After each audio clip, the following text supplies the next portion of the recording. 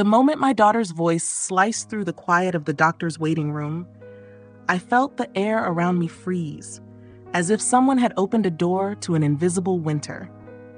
The television in the corner kept playing its parade of smiling strangers, advertising medications I could not pronounce. But everything else went silent. Even the nurse tapping her pen against a clipboard seemed to fade away. I held my phone to my ear with the delicate caution of a woman holding something dangerous. "Mom, tomorrow we're leaving for Europe. We sold the beach house and Dad's truck. We needed the money. Bye." That was it. A short, sharp incision. No tenderness, no explanation, not even the courtesy of a pause. Just a goodbye tossed like trash onto a pile of other things she no longer valued. And then the line went dead. I stared at the phone, my hand trembling as if a small earthquake lived inside my bones. My breaths came shallow, uneven, like a lake trying to imitate the ocean. I felt the blood drain from my face, as though her words had pierced a vein I did not know existed. The beach house. Richard's truck. My mind repeated the words in a hollow loop, each one a hammer hitting the same fragile spot in my chest. The doctor's receptionist said my name, but her voice sounded muffled, as if heard from underwater. When I looked up, she was waving me forward. I shook my head, muttered something about rescheduling, and walked out of that office on autopilot, the world swaying like a room caught in slow motion. Outside, the sun was painfully bright, its warmth an insult to the cold gathering beneath my skin. I gripped my purse, trying to steady my hands. My steps felt stiff, forced, like I was marching inside someone else's body. I could not comprehend what Lindsay had said. Not fully, not yet. Sold. Sold, sold. The beach house was the heart of our summers. The place where Richard grilled corn on an old metal rack he refused to replace. The place where Lindsay as a child would run barefoot on the deck, leaving sandy footprints that he refused to mop away because he said they were summer's signature. And the truck? Oh, that truck. Richard had loved it in the way some men love stray dogs, fiercely, protectively, and with a kind of quiet devotion. He kept a small brush in the glove compartment to dust off the dashboard. He never left food wrappers inside. He would pat its hood affectionately as if it were a loyal companion. They were pieces of him, pieces of us, and now they belong to strangers. Before we begin, please leave a like and subscribe so I can share more stories with you. My legs carried me to the bus stop without my permission. I sat down on the cold metal bench and stared at the sidewalk. A child dropped his juice box and cried. A dog barked at passing cars. A woman scolded someone loudly on her phone. Life beat on, oblivious to the fact that mine had just cracked down the center. I did not feel anger, not yet. Only a wide, echoing numbness. It was like standing in a house after a hurricane, not knowing where to start, not knowing what can be salvaged. When the bus arrived, I stepped aboard, mechanically inserted coins, and found a seat near the back. My eyes drifted to the window, but my mind drifted somewhere deeper. Lindsay had been attentive these last few months. Very attentive. Too attentive, bringing me meals, calling every evening, asking delicate questions about bills, about the house, about documents. At the time, I thought it was sweetness, care, a daughter mending the wound left by her father's death. But now, as the bus rattled through streets I barely saw, I realized it had all been preparation, a slow, calculated softening of the ground before sinking the knife. A knife she hadn't sharpened alone.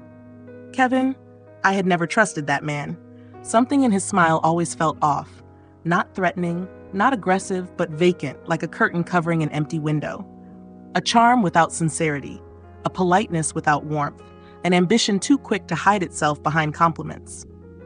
I remember telling Richard once, long before his illness tightened its grip on him, "There's something about Kevin that makes me uneasy." Richard shrugged, brushing it off as he often did. "Maybe he is just nervous around you. You have that matriarch glare sometimes." But it wasn't that. It was the way Kevin always studied things, rooms, conversations, people, as if everything had value only if it could be used. And Lindsay, oh my sweet foolish daughter, she had always been susceptible to admiration, to being adored, to being seen. Kevin's brand of attention had been like perfume to her, intoxicating, flowery, and entirely artificial. The bus lurched, jolting me back into my body. I clutched the seat in front of me. My heart felt like a door someone kept slamming. When I reached my stop, I stepped off and walked slowly toward my house, My only house now, apparently. The front gate squeaked when I opened it. Richard always said he would fix it next weekend, a weekend that would never come now. The small ache in my chest tightened.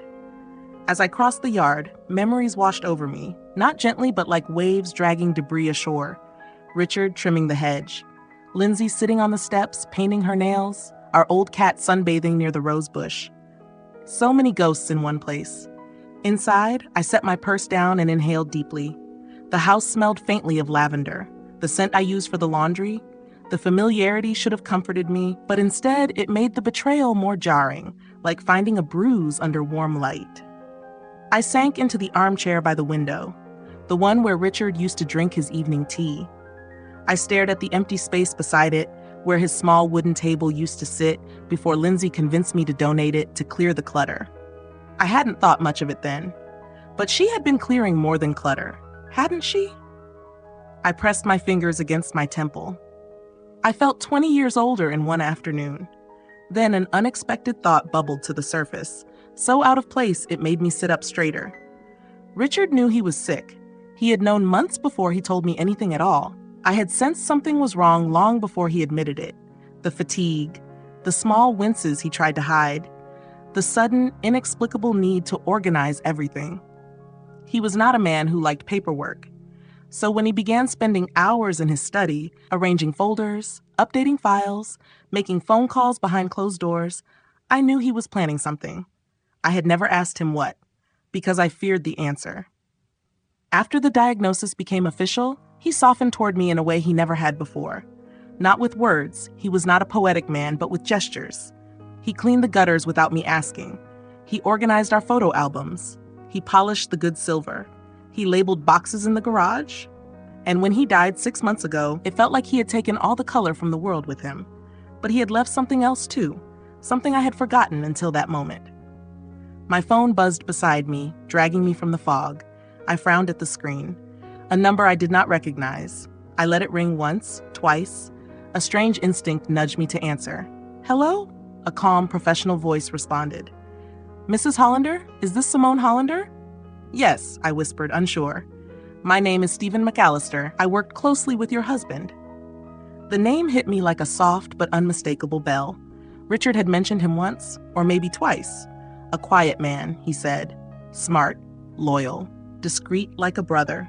I am sorry, I stammered. What is this regarding? "I have been waiting for your call, actually," he said gently.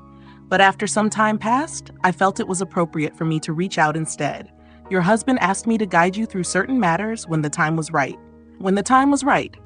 The phrase rippled through me, unsettling everything. "What matters?" I asked. "Legal and financial matters," he said. "Your husband prepared a great deal before he passed. If you are available, I would like to meet with you to explain everything."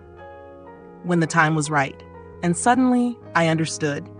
Richard had known this day would come. Not the specifics, not the cruelty of Lindsay's phone call, nor Kevin's poisonous influence, but something. He had known that grief could make me vulnerable, that people could become greedy, that the world could be harsher than I believed. He had tried to protect me. Hours later, I sat in Stephen's office, a polished room lined with books, papers stacked neatly, sunlight resting softly against the blinds. He was a thin man with silver hair and a steady gaze. He spoke calmly, explaining everything with the kind of precision Richard had once reserved for repairing watches or fixing cabinet hinges. Richard had built something, an empire, Stephen called it. Not a kingdom of castles and crowns, but of investments, properties, shares, and legal structures. A holding company formed years ago. Accounts with my name attached, safeguards, instructions, files meticulously prepared. A blueprint of stability designed with quiet, determined love. "He wanted you protected," Stephen said. "He never wanted you to worry." I listened, barely breathing as the truth unfolded. While Lindsay and I had lived our modest, simple life, Richard had been shaping something larger beneath the surface, and I had never known. Then Stephen handed me a folder. My name was printed on the front. My hands shook as I opened it. Inside were papers, statements, deeds, documents that did not just whisper wealth, they shouted it. But instead of exhilaration, what flooded me first was sadness, a heavy, bittersweet sadness, because I realized how much Richard had done, and how little I had understood, And then something else bloomed inside me, slowly, carefully, like a flower pushing through cold earth. I was not ruined. I was not abandoned. I had not lost everything. In fact, I possessed more than I had ever imagined. But I knew instantly, instinctively, with a clarity sharper than grief, I would tell no one, especially not Lindsay, especially not Kevin. That was the moment something in me shifted, a faint but unmistakable awakening, as if grief had cracked open a door I never dared to touch. I straightened in my chair, wiped the corner of my eye discreetly, and took a slow breath. Stephen observed me carefully. I know this is a great deal to process. It is, I replied, but I assure you, I understand. When I left that office, the sun was beginning to set. Golden light spilled across the pavement, warm and dense like honey. The world looked the same as it had that morning, but I did not. Because for the first time since Richard died, I felt something spark inside me. Not anger, not fear, purpose. A purpose born from betrayal, from loss, from the kind of pain that hardens into clarity. I walked home with steady steps, my back straighter, my breath deeper. And as I unlocked my front door, I realized something else too. Lindsay's betrayal would not break me. It would build me. Even if she did not yet know the avalanche Kevin had set in motion, even if the consequences waiting for her were steep, merciless, and inevitable, I would not intervene. Not yet. People only learn when the ground beneath them finally crumbles. And her ground was beginning to crack. I could hear it. I could feel it. The storm was coming. And for once, I was ready. The world around me felt strangely muted in the days after meeting with Stephen, as if someone had covered my life with a thin layer of dust. Every sound seemed slightly distant, every color slightly dimmed, and yet inside me something was sharpening, slowly, methodically, like a blade rediscovering its edge. I continued my routines quietly, almost invisibly.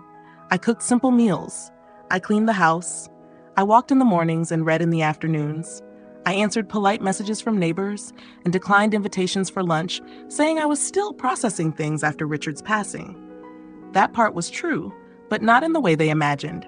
I was not mourning anymore. I was watching, waiting, and learning to see the world with new eyes, because once betrayal cracks you open, you start noticing everything. Tones of voice, long pauses, little lies people think you are too old or too gentle to catch. I saw it all. And I saw Lindsay slipping further into the shadow of Kevin's influence long before she realized she was drowning.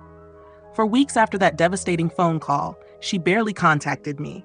When she did, her words were clipped, hurried, and cold, like she was checking a box instead of speaking to her mother. Just wanted to let you know we're getting everything situated. Or, it is complicated right now, Mom. I will call when things settle. But things were not settling. They were unraveling. I felt it in my bones, the same way you feel a storm before it breaks, a heaviness in the air, the eerie stillness before lightning. And I knew that Kevin, with his arrogant smirk and empty charm, was at the very center of it. I never confronted her. Not once. I had learned something painful but true. People cannot be rescued until they realize they are drowning. If you pull them too soon, they call you an enemy. They fight you. They cling to the very thing dragging them down. So I waited. My silence was not weakness, it was strategy. But oh, how the universe delivers justice when you least expect it. It started one evening when I was making tea, steam rising like ghostly fingers from the kettle. My phone vibrated on the counter. I dried my hands and answered without checking the screen. A shaky voice whispered, "Mom?" My heart tightened instantly. The last time she had sounded fragile was when she was 15 and had failed her driver's test. But this voice, this was something else, something broken. "Lindsay?" I said softly. "Mom? I need help." Her words came out in fragments, as if each one was a shard of glass she had to pick up with bare hands. I could hear her breathing, ragged, uneven, like she had been crying for hours. "Where are you?" I asked. "Home," she whispered. Not my home. Yours." She was outside. Before I even reached the front door, I could already imagine what she looked like. Shoulders hunched, eyes swollen, hair messy in a way that suggested she had been running from something painful. When I opened the door, my imagination felt kind, almost merciful compared to the reality. Lindsay stood on the porch, looking like a ghost. A version of my daughter stripped of all pretense. Her clothes were wrinkled. Her face was pale. Her eyes, once sparkling with overconfidence, were dull and reddened. She clutched a small suitcase that looked hastily packed, its zipper crooked. For a long moment, we simply stared at each other. No words, no excuses, no explanations, just the undeniable truth hanging between us like a heavy curtain. Finally, she whispered, "Mom, he left." Her voice cracked on the last word, a sharp, brittle sound that pierced through the small piece of my heart still aching for her. "Come inside," I said softly. She followed me into the living room and sank onto the couch, her shoulders collapsing inward. I made her tea, chamomile with a little honey, the way she liked when she was a child. She cupped the mug with trembling hands. "It was all lies," she murmured, "everything. I did not know. I did not know he was so deep in debt, or that he used my name. Mom, he forged my signature, on loans I never even heard about." Her breath quickened, panic rising like floodwater. "My credit is ruined. He disappeared. And the collectors, they know where I work. They keep calling. I do not know what to do." She looked at me then, desperate, pleading, like a woman clinging to driftwood after the ship went down. And for the first time, she looked truly awake. Not the kind of awakening that comes with gentle realization, but the painful, searing kind that burns illusions to ash. "Please," she whispered, "I need somewhere to stay, just for a little while." I let the silence stretch long enough for her to feel it, to understand that safety has a cost when it has been abused. Finally, I nodded. "You can stay," I said, "but under conditions." Her eyebrows lifted, eyes widening in surprise.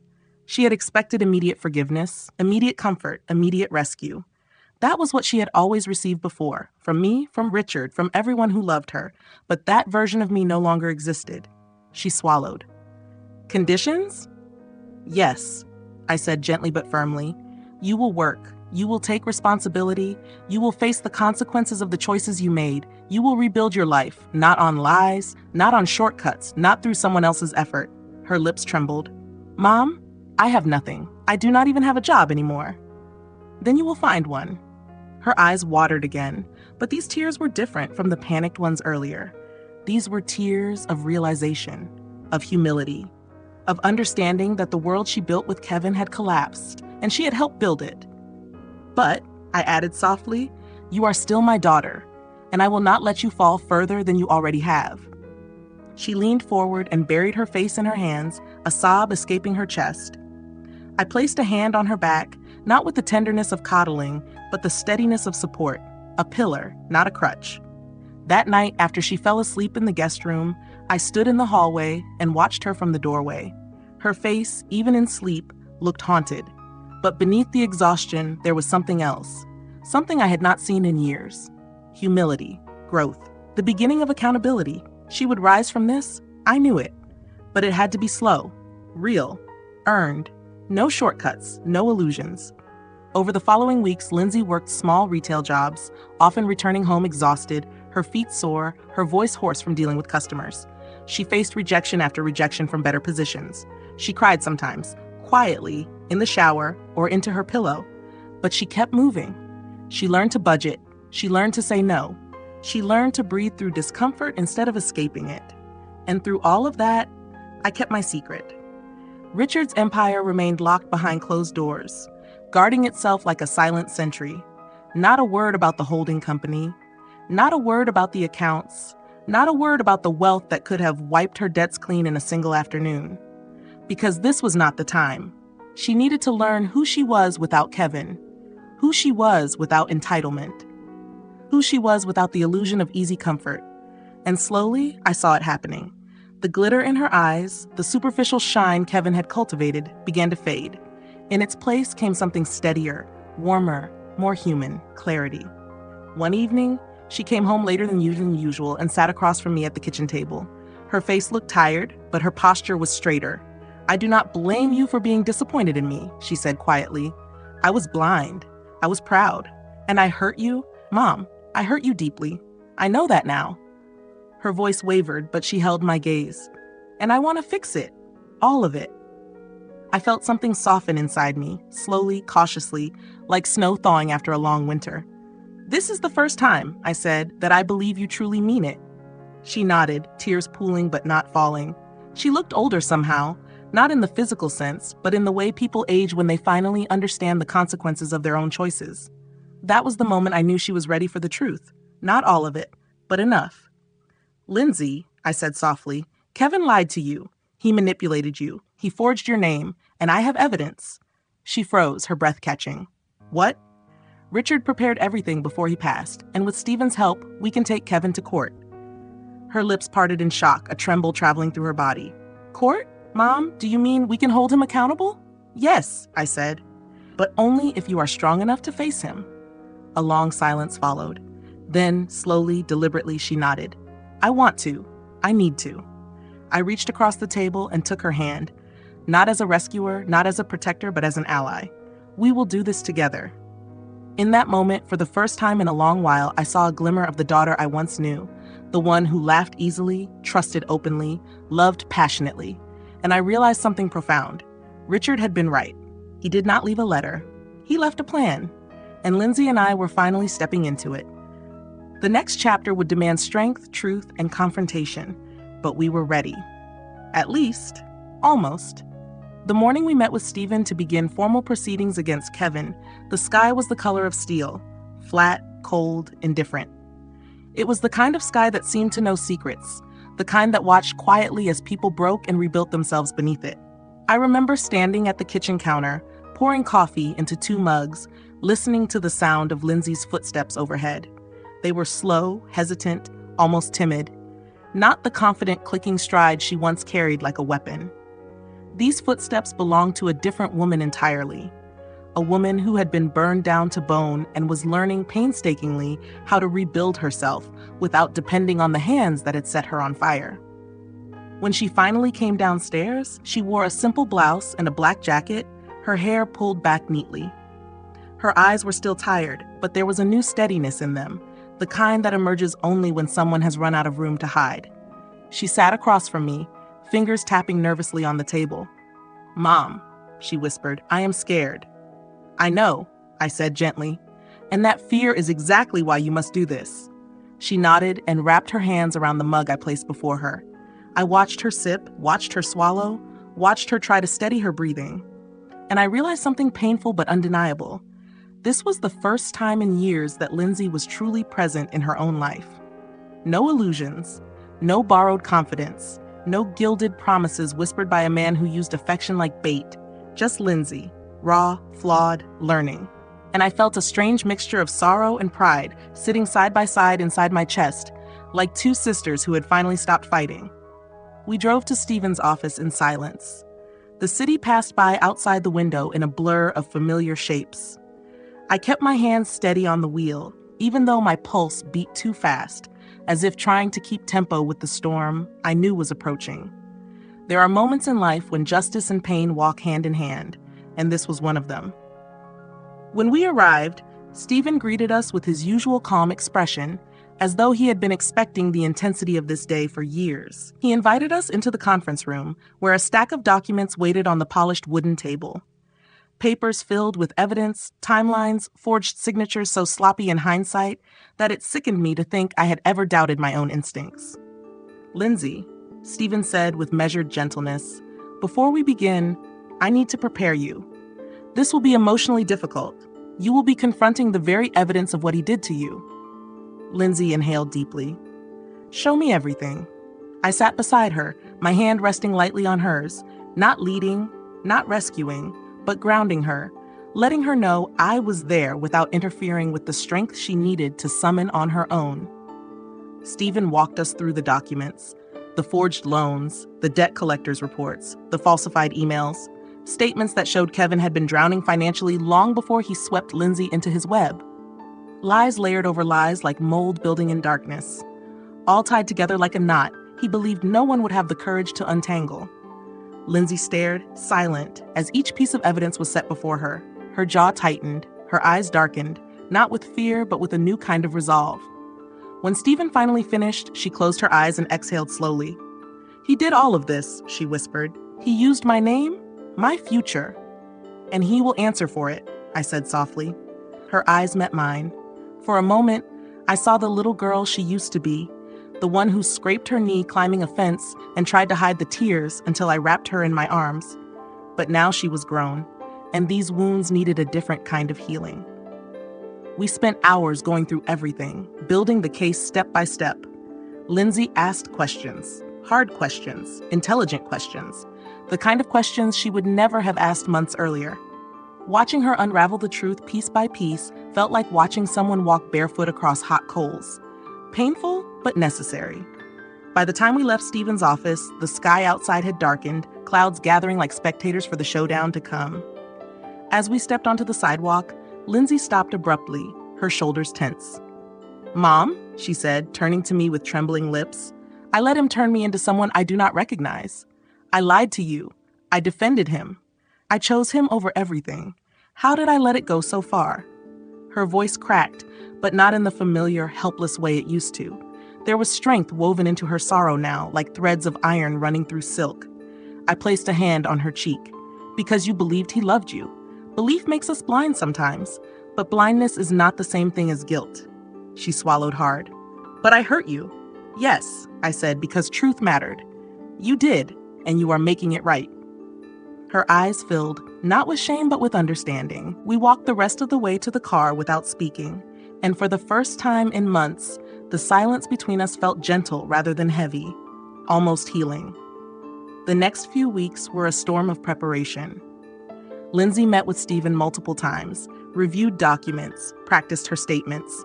I watched her carefully, always stepping back enough for her to find her footing alone, but leaning in just enough to catch her if she wavered. She began to carry herself differently, less like a wilted branch bending under the weight of guilt, and more like a young tree learning to sway in the wind without breaking. One evening, after dinner, she sat at the table with a stack of papers and looked up at me with a strange, hesitant expression. "Mom, how did you do it all those years? How did you stay strong through everything?" Her voice was soft, curious, respectful. She had never asked me that before. I took a deep breath and let my eyes drift to the window, where the last rays of sunlight painted the horizon in soft gold. "I did not always feel strong," I said. "Your father was my balance. When life felt too heavy, he held the other end for me." Her eyes lowered. "I miss him," she whispered. "So do I said. "Every day." A moment passed, tender and quiet. Then Lindsay squared her shoulders again, determination settling over her like armor. "I will testify, no matter what. I want him to answer for everything." But strength, I have learned, is tested not in vows spoken in comfort, but in the moments when the ground shifts unexpectedly beneath your feet. And the ground shifted sooner than either of us expected. Kevin resurfaced, like a stain bleeding through fresh paint, through a barrage of vile messages Lindsay received one night as rain crashed against the windows. He accused her of betrayal, called her names, claimed she was ruining his life. Classic manipulation, the desperate flailing of a man losing control. She came to me in the living room, phone in hand, tears sharp with anger instead of fear. "Look," she said, voice trembling not from weakness but from outrage. "I read the messages, my blood heated in my veins like molten metal. That is who he truly is," I said quietly. "Not the man you fell in love with. This one." She sat beside me, shaking, pressing the heels of her hands into her eyes. "Why did I not see it sooner?" "Because he hid it well," I replied, "and because you trusted him. There is no shame in trust. The shame belongs to those who abuse it." She exhaled sharply, as if releasing years of denial in a single breath. Over the next days, she grew stronger, emotionally, mentally, spiritually. Something inside her was being reforged in fire, and I watched, humbled, as she emerged from the ashes of her old life with a clarity she had never possessed before. But the real test came on the morning of the court hearing. We arrived early. The courthouse loomed above us, tall and imposing, its steps stretching out like the spine of some ancient creature. Lindsay paused at the bottom, her breath catching. For a moment, she looked small again, lost in the weight of everything this moment represented. "You can still back out," I said quietly. "It is your choice." She shook her head. "No, he took my name. He took my future. If I stay silent now, he takes my courage too." I felt something warm bloom in my chest. Pride, fierce and unshakable. When we entered the courtroom, Kevin was already there. He looked different. Gaunt, nervous, his usual smug confidence replaced by an uneasy twitch in his jaw. When his eyes fell on Lindsay, something flickered across his face. Shock first, then fear, then the brittle arrogance of a man desperate to maintain the illusion of control. Lindsay did not look away. She lifted her chin, squared her shoulders, and met his gaze head-on. I watched my daughter, my once fractured, once misguided, once blind daughter, stand tall in the very place where she had once been brought to her knees by this man. The hearing began. Questions were asked. Evidence was presented. Stephen stood with calm assertiveness, outlining the case with the precision of someone who had spent years preparing for this exact moment. But the true power in that room came when Lindsay took the stand. Her voice trembled at first, her hands shook, but she told the truth, every piece of it. She spoke about the manipulation, the forged signatures, the lies, the emotional dependence, the financial ruin, and each sentence she spoke seemed to rebuild her spine, vertebra by vertebra. At one point, Kevin tried to interrupt, raising his voice, calling her dramatic, insisting she misunderstood their partnership. But the judge silenced him swiftly, and Lindsay kept going. By the time she stepped down from the stand, the entire room felt different. Charged, electric, clear. The truth hung in the air like a bright, unforgiving light, and Kevin, he had nowhere left to hide. When the judge announced the ruling that Kevin was guilty of fraud and forgery, that he would face criminal charges, that Lindsay's name would be legally cleared, I felt a wave pass through me. Not joy, not relief. Something deeper, something ancient, vindication. But Lindsay, she simply closed her eyes and exhaled, her hands trembling as they covered her face. I stood and wrapped my arms around her, holding her as tightly as I used to when she was small enough to fit against my chest. "You did it," I whispered. "You truly did it." She clung to me, shaking with silent sobs, not of despair but of release. When we stepped outside into the cold afternoon air, the sky had cleared. A thin band of sunlight pierced through the clouds, warm against our skin. Lindsay looked at it, then at me. "Mom, I feel free," she whispered. And I, who had lost so much Richard trust illusions, felt something I had not felt since the day he died. Hope. Real hope. And I knew the time was finally coming, the moment when I would reveal the truth about what Richard left behind. But not today. She needed to walk a little further on her own strength. She needed to stand in her own light before I invited her into the one Richard built for us both. The morning after the verdict, something in the air felt lighter, subtle, almost imperceptible, like the faint warmth that touches your skin a moment before the sun rises. I woke earlier than usual, not because of worry or restlessness, but because there was a kind of stillness inside me I had not felt in years. A stillness born of closure, of justice, of finally watching the truth walk into the light after being buried so long beneath manipulation and fear. When I came downstairs, Lindsay was already in the kitchen. She sat at the table with her hands wrapped around a mug of tea, staring out the window. She looked different. Not younger. No amount of healing can roll back time, but lighter, as if she had shed a heavy coat she did not realize she had been carrying. She turned when she heard my footsteps. "Morning, Mom." Her voice was soft, steady. It had been years since I'd heard her sound that peaceful. "Morning," I replied, pouring myself some tea. "How did you sleep?" She exhaled, almost laughing in disbelief. "For the first time in months, deeply." I sat across from her. "You earned that." She toyed with the rim of her mug. "Mom, yesterday, when the judge announced the verdict, I felt something break free inside me. Not just from Kevin, from the version of myself who allowed him to become so powerful." She paused, searching for the right words. "I do not want to be that woman ever again." There was no tremor in her voice, only resolution. Growth is a strange thing. It rarely arrives in moments of joy. More often, it crawls out of pain, shedding its old skin as it goes. And Lindsay had finally reached a place where she could see herself without distortion. But the truth, my truth, Richard's secret, was still waiting in the shadows, waiting for the right moment. And although yesterday had been monumental, I knew she needed one more step before she could face the full picture. She needed to know who she had become, not just what she had escaped. "Let's take a walk after breakfast," I suggested. "There are things we need to talk about." She nodded, accepting this without suspicion. Her openness told me it was indeed time. We walked along the quiet neighborhood streets, the morning sun brushing gold across the pavement. Leaves rustled around our feet. A soft breeze carried the scent of fresh grass. It reminded me painfully of the countless walks Richard and I used to take, his hand warm against mine, his quiet presence a comfort I could never replace. When we reached a bench near the small community garden, I stopped. "Sit with me," I said. Lindsay did, folding her hands in her lap. She looked calm, but curious. "Lindsay," I began gently, "you have walked through fire these last months, and you survived, not because I rescued you, not because anyone saved you, but because you finally saw your own strength." She looked down, but a small, prideful smile tugged at her lips. "And now," I continued, "there is something you need to know. Something about your father." Her head snapped up, eyes wide. "Dad?" I nodded. "He knew he was dying long before he told us, and he prepared for it with more care than you can imagine." She swallowed, leaning in, her breath held tight inside her chest. "He built something, quietly, thoughtfully, without drama, without fanfare, a foundation of protection, for me, for us." Lindsay blinked, confusion flickering through her eyes. "Mom, what do you mean?" I took a deep breath. "Your father left behind an entire structure of assets, investments, and property, more than either of us realized. He placed everything into a holding company. He appointed people he trusted. He made arrangements so that when the time came, I would not be unprotected." I watched emotion wash over her face. Shock, awe, uncertainty. But then something else appeared.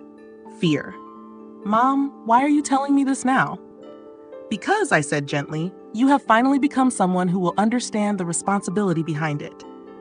Her eyes softened. I do not know what to say." "You do not need to say anything yet. Just listen." And so I told her. Not everything, not every number, not every detail, but enough. Enough for her to understand that the life she thought was collapsing was actually built on deeper foundations than she ever imagined. I told her about Stephen, about the holding company, about the properties Richard bought quietly over the years, about the accounts that had always been in my name, about the legal structure that had protected me when she thought I had nothing left. And when I finished, she sat in stunned silence, her breath trembling. "I thought," she whispered, "that I had ruined you."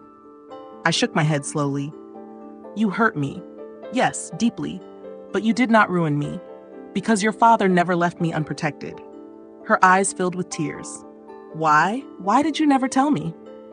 "Because," I said softly, "you were not ready. Not when Kevin was whispering poison into your ears. Not when you believed lies more readily than truth. Not when you were still chasing illusions." She nodded, tears sliding down her cheeks. "I understand."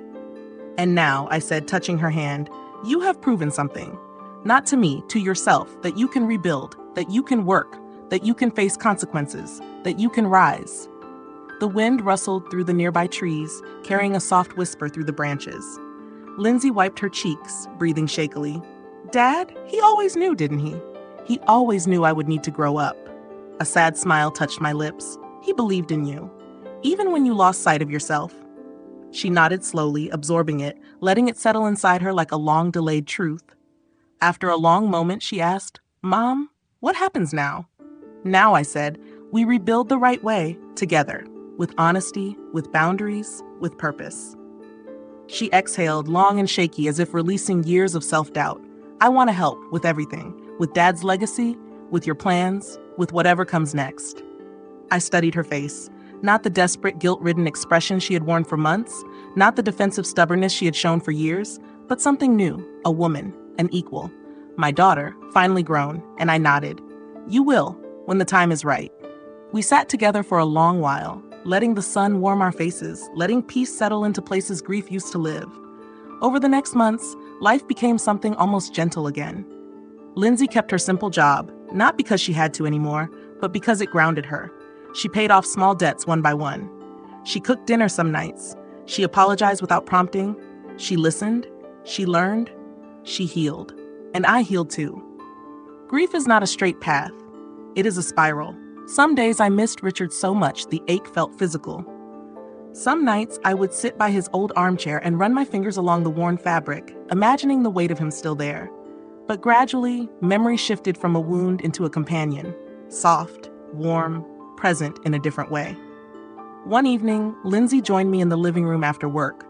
Her hair still pinned up, her eyes bright but tired. She sat beside me with a hesitant smile. "Mom, I want to show you something." She handed me a printed email, a job offer, a better one. Stable, honest. She had earned it.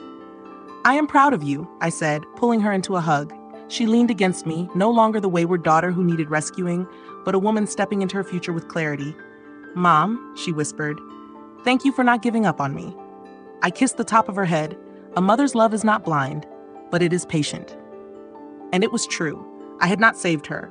I had waited for her to save herself. Now, she finally had. Weeks later, as summer approached, I visited Richard's grave alone. The breeze carried the scent of blooming jasmine. I laid a hand on the cold stone and closed my eyes. "You were right," I whispered. "She found her way." I stood there for a long time, letting the sun warm my back, imagining him standing beside me, strong, steady, smiling that quiet smile that always made me feel safe. "We are okay now," I said softly, truly. And for the first time since he died, I felt more gratitude than grief. Richard had not left a letter. He had left a plan. And that plan had carried us, through betrayal, through heartbreak, through loss, through healing, into a new beginning. When I returned home that evening, Lindsay was on the porch watering the plants. She looked up and waved, smiling with a lightness I hadn't seen since she was a child. A smile that wasn't borrowed or forced or painted on for someone else's approval. A real smile. And in that moment, I knew that our story, our painful, complicated, beautiful story, had reached its true ending. Because endings are not about finality, they are about arrival, and we had finally arrived. What would you have done in my place? Tell me where you're listening from, like the video and subscribe to the channel, and if you want to support more stories like this one, consider using Super Thanks. With heartfelt greetings. Until next time.